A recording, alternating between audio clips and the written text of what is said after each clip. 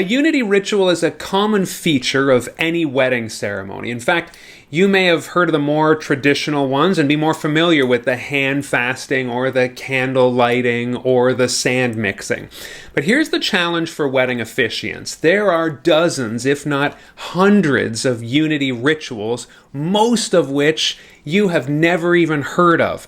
And so that means when you're sitting in your ceremony planning session with your couple and they say, yes, we want the vows and yes, we want the rings and the procession, all the usual thing, but then they will say, oh, during the ceremony, we want to do a unity ritual we saw on TikTok where we both pump a spray of our favorite fragrance into a glass vase, and then we take that glass vase and wrap it in a silk handkerchief and then smash it with our favorite hammer and then run those shards through a rock polisher and then display them in a light case.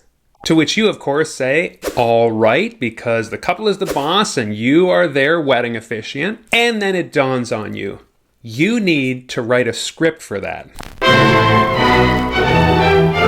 Okay, to be fair, that's an example of a totally extreme unity ritual that I just made up on the spot there. So kudos to you or your couple if you want to give it a shot. Chances are you're going to be asked to do one of the more traditional ones like hand fasting or sand mixing, as I mentioned. But whether it's a more traditional or familiar unity ritual or something completely different, you have to write something, and that is when the intimidation sets in if you've never done it before or never heard of it before. Well, no need for that anymore. Just use my 5-step unity ritual formula. It clarifies what you need to write, and it works for every and any unity ritual you'll ever be asked to perform. And so the structure clarifies what you need to write and what you need to do quickly and easily. So let's get started. Number 1, explain what the unity ritual signifies. Now, I have another video all about how to transition from one core element in the wedding ceremony to the next. That continues to hold true even for wedding unity rituals here. So to start out, you're going to simply want to explain the significance of the ritual. You're not even going to say what it is yet. This keeps it interesting for the listener. They're curious. They're sitting up and listening along. So let's start with a more obvious ritual like a candle lighting. Okay, so your couple asks you to do a candle lighting unity ritual. So you sit down to write the script, you crack your knuckles, and you sit down and you think about what truism or concept is it illustrating in the flesh, so to speak. And when you can figure out what this ritual is illustrating as a concept, then you can explain the significance of it. And when you can explain its significance, you can get down to start writing the script, and that means you know how to introduce it to everyone. And so a candle lighting, if you're not familiar, is where the couple take 2 taper candles typically and bring the 2 flames together as they're both lit into one central pillar candle. So what does this act signify? It is demonstrating what? Because this is not just about pretty fire and nice smelling wax, right? It's something more than that. It is demonstrating something which signifies something. Each flame symbolizes each member of the couple, and when they bring those flames together, they are signifying their union as inseparably now one. And so there it is. There's your script and your introduction to the unity ritual. And so you could say something like this: Sam and Alex are 2 individuals with 2 separate lives up till today. In marriage, they unite their lives and unite their stories in a way that will never be separated. Now that can be said for just about any unity ritual, so that's free for you. You can take it, but whatever the ritual, now you have introduced it, you have set the stage, and now you are ready for the next step of my 5-step formula for unity rituals, which is name the unity ritual and how it works. So you've led into the unity ritual with the significance of what people are about to observe. They are hooked and they are listening. Now it is time to explicitly name and describe what the couple are about to do, and in some cases with their wedding party or family who they choose. and you are going to make that description clear. So that means when you're sitting down to write this, you do need to take a moment to think about all the motions and actions that the couple are actually going to do. So for a candle lighting, they're going to light a candle, and for a sand mixing, they're going to mix sand. And you need to explain and describe now what they are going to do and connect it to the significance that you led with in the introduction to the Unity ritual. So the practice of writing everything down in the script for the Unity ritual, not just the words you're going to say, but also the actions that your couple will perform. This is important in two fronts. First of all, it's so that you know in your mind exactly how it's going to work. Don't take anything for granted. But second of all, it follows the concept, the principle for every good wedding script, which is it's not just the words that you are saying. A wedding ceremony is very performative, processional, ring exchanges, people standing and moving. And so you want to follow that concept with the Unity ritual as well and write that all down in your script. And then when you are ready to write the words you're going to say for the Unity ritual, you do understand it fully, and you are able to connect the actions the couple are going to do with the meaning of those actions. So let's go back to that Unity candle ritual that we were using as an illustration in the first step, and we will continue. We will say explicitly, Sam and Alex are each now going to take a candle. These candles represent their separate lives and separate identity. And now they will light a single candle at the center, which signifies how their lives after today are forever united as one. Something like that. But do you see how we started with the significance and then we explicitly described what they're going to do and exactly what it means? And with that, we are ready for step 3 of the 5-step formula, which is, it seems obvious, but it's set the ritual in motion. So the couple are going to actually have to go and do the thing that we are describing. Of course, this is not just important so that we can write this in their script and figure out what is happening. But another thing we want to keep in mind for Unity rituals is we want this to happen with as little dead air as possible, or with as little empty silence as is necessary. Now, I want to say we are not afraid of silence during a wedding ceremony. Silence is bad, is not the reason why we are saying we need to be talking and doing the ritual at the same time. That is not the case. The reason why we want to eliminate as much dead air as possible is because for our couple, it is more comfortable, in fact, when they are doing something up there, the ritual and handling the objects and doing things, while we are talking. It takes some of the focus off of them.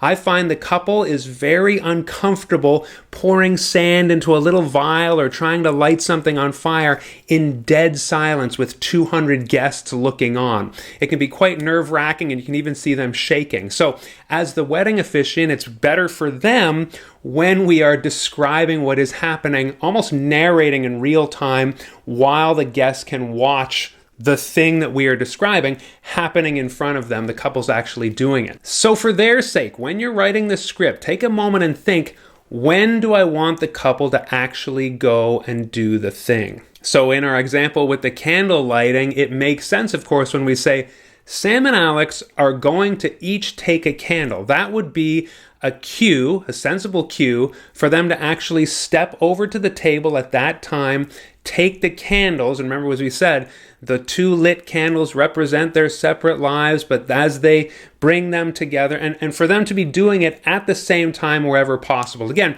you don't need to be really obsessed with it, looking at them and making sure that you're exactly on pace with what they're doing.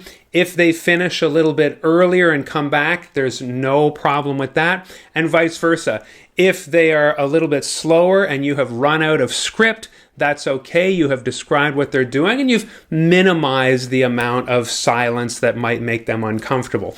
We'll all get through this. It's just a matter of talk while they're doing something as best you can, and then of course they come back to the center. That said, as you're writing, or maybe when you're done and you look at the Unity ritual and what you've written and you feel like it would be helpful if you wrote a little more, then this next step will be helpful for you.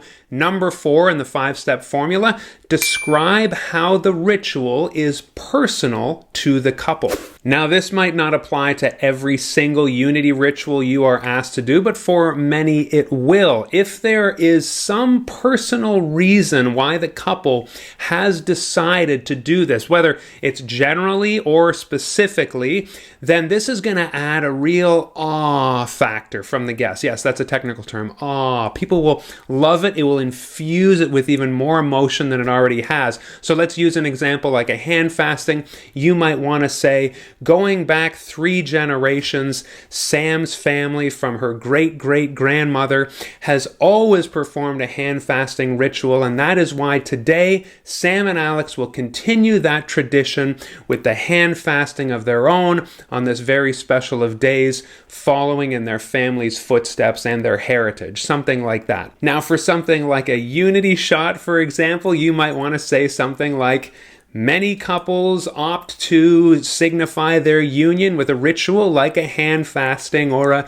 sand mixing. But Sam and Alex wanted to do something a little more true to them, and that is with tequila, and that usually gets a reaction of some sort. Again, you are making it specific to them. This is more true to them. So whether it is the reason why they chose the ritual or specific pieces or objects in the ritual, connect it to the couple, make it personal wherever you can. It just makes the unity ritual better, and again, gives you more to talk about if that ritual takes time to actually perform. Now, let's make it slightly more complicated for a moment. You might notice after you have written this part of the unity ritual and you feel like you're almost done, you now have 2 options. First of all, you might choose to keep this exactly where it is. You've introduced the significance of the ritual, you've named it and explained it, they have gone into motion, and now you are going to connect the personal aspect of the ritual.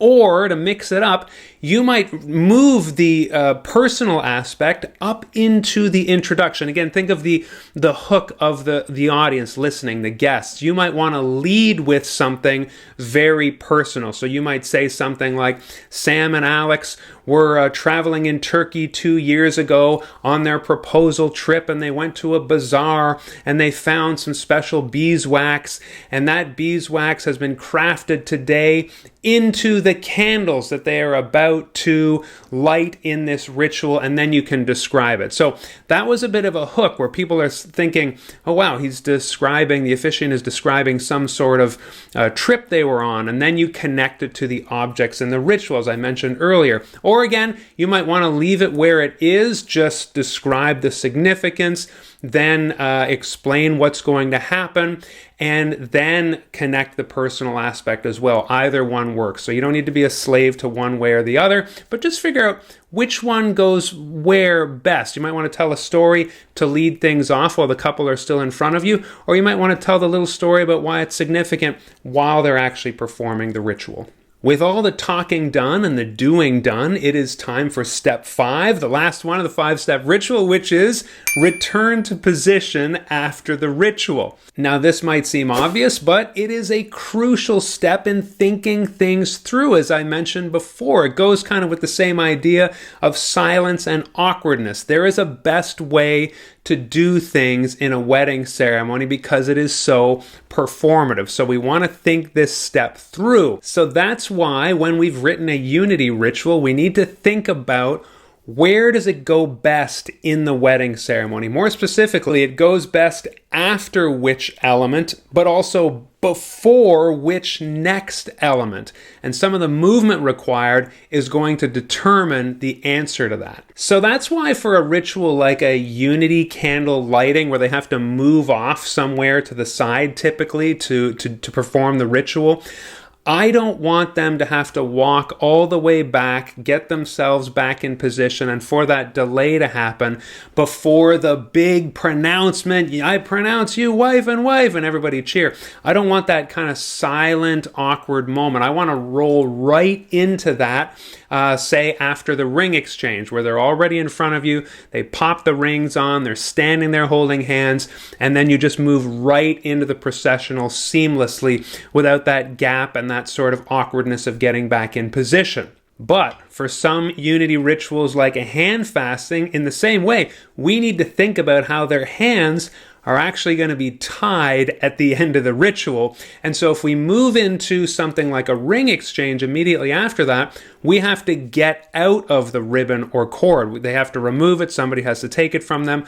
It can work, but you need to think about it. But when you really think it through, hey, after the hand fasting, their hands are tied. And if it's the hands that are closest to you, the officiant, that means you can pronounce them. They can kiss. They can even turn and face the guest with their hands still tied. They can even head up the aisle with their hands still tied and not need to take that moment to remove them. So that means you would want, in this case, to perform the ring exchange before the hand fasting, so that the ring exchange is done, then you can do the hand fasting and you don't need to get out of the cord for the ring exchange. If this sounds complicated, it's not. It's just like step 3 where you set the unity ritual in motion. That means sitting down and envisioning in your mind everything that's going to happen, everything they're going to do. Think like a movie director, because a wedding ceremony is a performance. And as you write the script,